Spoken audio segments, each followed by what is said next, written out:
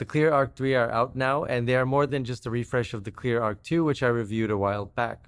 There are a lot of large changes to the Arc 3, which are mostly improvements, and these open earbuds are made mostly for sports, with one big caveat. Hi everybody, foXnoMad here, and today I want to help you travel smarter with my review of the Cleer Arc 2, which they sent me with no obligation to review, but it did catch my eye since it is such a big change from the previous version. I know these aren't the most talked about open earbuds, a line of earbuds that don't go into or cover your ear canal so you can hear the world around you, and this is a category where there are a few different designs like the flat one rock that hook over your ear or the bows that hang off the back. But Cleer have been quickly evolving in this space, and if you haven't heard of them or maybe have just sort of peripherally heard the name Cleer or Arc 2 or Arc 3, then it's time that you take a look at these, especially if you do a lot of walking, running, or go to the gym and want some earbuds that let your ears breathe, but also be aware of your surroundings. The Cleer Arc 3 come in this beefier case than the Arc 2. It measures approximately 10 by 8 by 2 centimeters and weighs around 130 grams with the earbuds inside. The first thing you notice is the touchscreen on the front that's about 3.5 by 3 centimeters. More on that in a second. The case delivers 40 hours of battery life to the earbuds, which themselves have a 10-hour battery life on the spec sheet. The case's battery life is close to that 40 hours, but it depends on how much you use the screen, and the earbuds give you a solid 9 hours under normal use in my testing. Inside the case, there is a vanity mirror making use of the larger footprint of the case and the two earbuds. One strange design choice is that Cleer have put the right earbud on the left side of the case and the left earbud on the right. That means every time you take these out of the case, you have to switch hands or open the case upside down.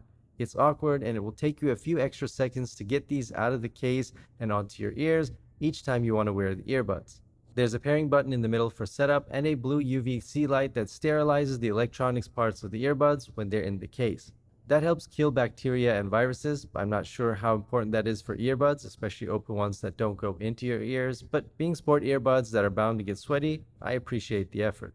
The Cleer Arc 3 also fit more comfortably than the Arc 2, and a big part of that is because Cleer have removed some of the electronics from the ear hook and made this overall earbud a little bit lighter, a couple grams lighter than the Arc 2, so the Arc 3 are more comfortable to wear. And I just took these out of the case from the left side. These are the right earbuds, so now I've got to switch hands to put this on, something that it's just going to take a while to get used to, and you're probably just going to end up keeping the case upside down each time because it is just kind of weird.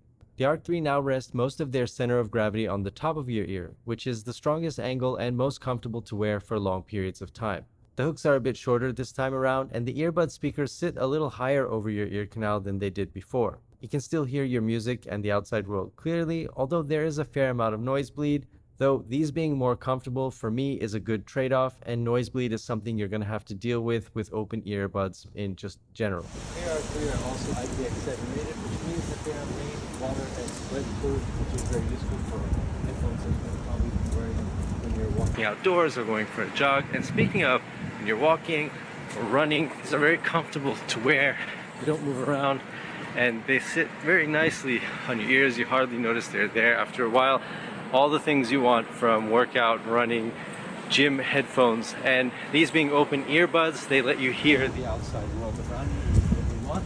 So if you're walking in a city or you're commuting or you're in a metro, it lets you hear the world around you. And in case you're wondering what the microphones sound like of the Arc 3, we've been listening to them this whole time, and it's a little bit windy. There's a slight breeze, there's traffic going by on the street here, so it gives you an idea what these sound like if you're just outdoors. You want to take a call or make a call.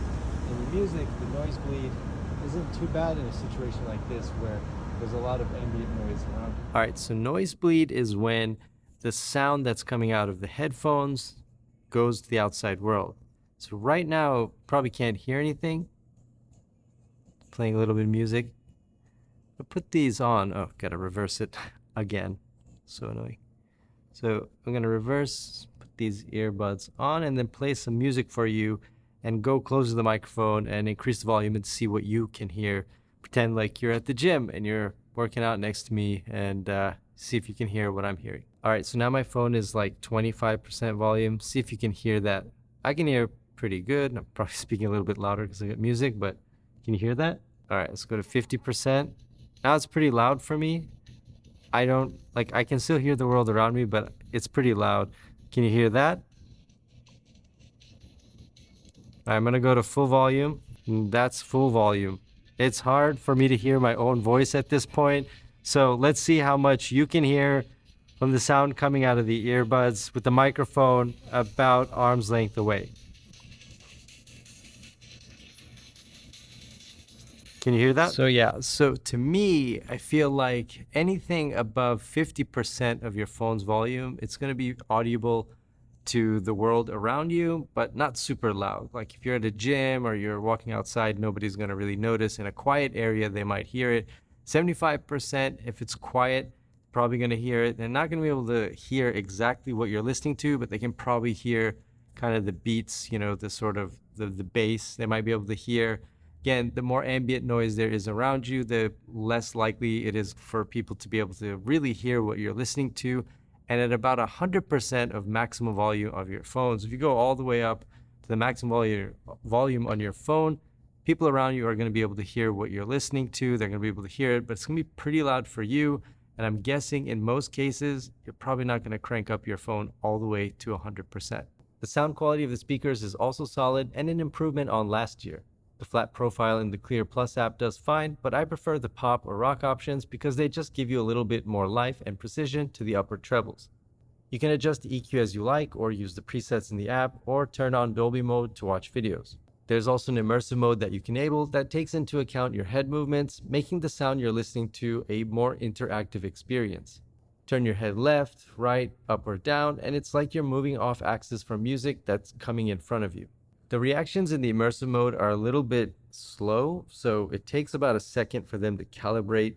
So you put these on, and then you turn on the immersive mode from your phone, and when you're listening to your music, and then you go to the left, it's going to take about a second for the earbuds to kind of figure out, and then you'll hear the sound move with you. You'll hear it as if it's kind of recalibrating. So for you, for your perception, it feels like you're moving away from the music, up and down. So the immersive mode right now is more of a gimmick, although it's best used when you're watching videos, things where your head isn't going to be moving a whole lot. So maybe you're, watching a movie on TV and then you look off to the left or look off to the right. It's going to give you kind of a little bit of a more interactive feel, but it's nothing like the Bose, immersive mode or the immersive mode on the AirPods Pro.